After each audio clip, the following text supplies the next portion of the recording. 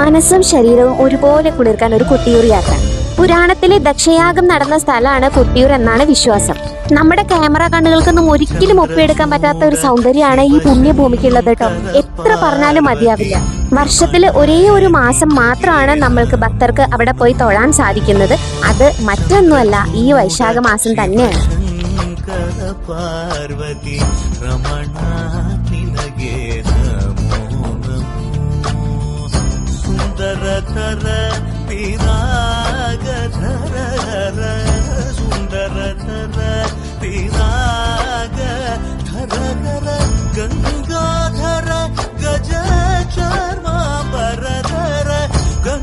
ഒരുപാട് അത്ഭുതങ്ങളും ഐതിഹ്യങ്ങളും ഒക്കെ നിറഞ്ഞിട്ടുള്ള ഈ ഒരു പുണ്യഭൂമി നമ്മുടെ ജീവിതത്തിൽ ഒരിക്കലെങ്കിലും കണ്ടിരിക്കേണ്ട ഒരു സ്ഥലം തന്നെയാണ്. ഇടവപ്പാതിയിൽ നനഞ്ഞു കുളിച്ച് ഭഗവാനെ ദർശിക്കുന്ന ആ കാഴ്ചകൾക്കായിട്ട് നമ്മുടെ ചാനൽ സബ്സ്ക്രൈബ് ചെയ്യാൻ മറക്കരുത് കേട്ടോ.